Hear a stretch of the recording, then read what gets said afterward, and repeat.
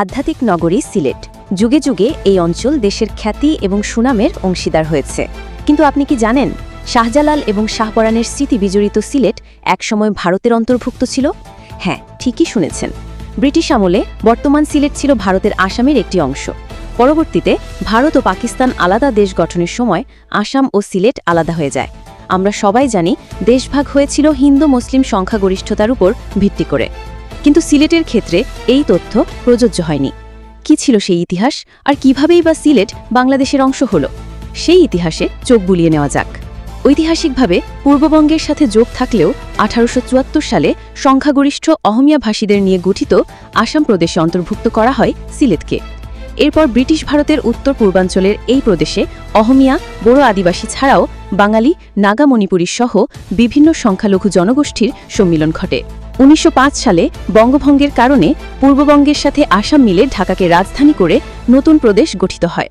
কিন্তু 6 বছরের মাথায় বঙ্গভঙ্গ রদ হলে পূর্ববঙ্গের সাথে আবার বিচ্ছেদ ঘটে সিলেটের। ফলে আবারও স্বতন্ত্র আসামের প্রাদেশিকতায় বিলীন হয় সিলেট।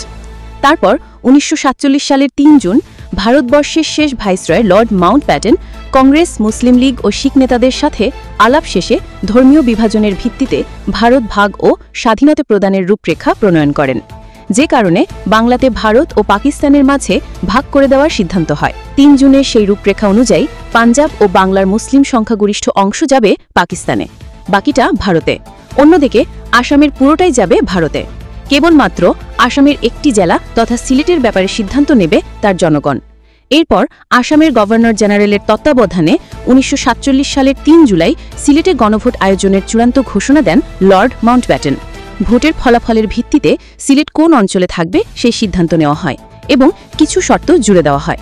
3 জুলাইয়ের ঘোষণার পর দ্রুত সিদ্ধান্তে 6 ও 7 জুলাই ভোট গ্রহণের দিন ধার্য করা হয়। এরপর গণভোট পরিচালনার জন্য এইচ.সি. স্টককে কমিশনার নিযুক্ত করা হয়। 239টি কেন্দ্রের জন্য নিযুক্ত করা হয় 478 জন প্রিজাইডিং অফিসার ও 1434 জন পোলিং অফিসার। পূর্ববঙ্গ তথা পাকিস্তান ভুক্তির জন্য ভোট বাক্সের মার্কা নির্ধারিত হয় কুড়াল। অন্যদিকে আসামে থেকে যাওয়ার জন্য নির্ধারিত হয় কুড়েঘর। তখন সমগ্র সিলেটে মোট ভোটার ছিল 5,46,815 জন। এরপর সিলেট জেলার উত্তর করিমগঞ্জ, হবিগঞ্জ, সুনামগঞ্জ ও মৌলভীবাজার মহকুমায় প্রায় 77 ভোটারের উপস্থিতিতে শান্তিপূর্ণ পরিবেশে ভোট গ্রহণ সম্পন্ন হয়। পাকিস্তানের পক্ষে কুড়াল মার্কায় আসে 2,39,619 ভোট, আর আসাম বা ভারতে থাকার পক্ষে কুড়ে ঘরে আসে 1,84,101 ভোট, অর্থাৎ 57 ভোট নিয়ে পাকিস্তানে যোগদানই পায় সংখ্যাগরিষ্ঠতা।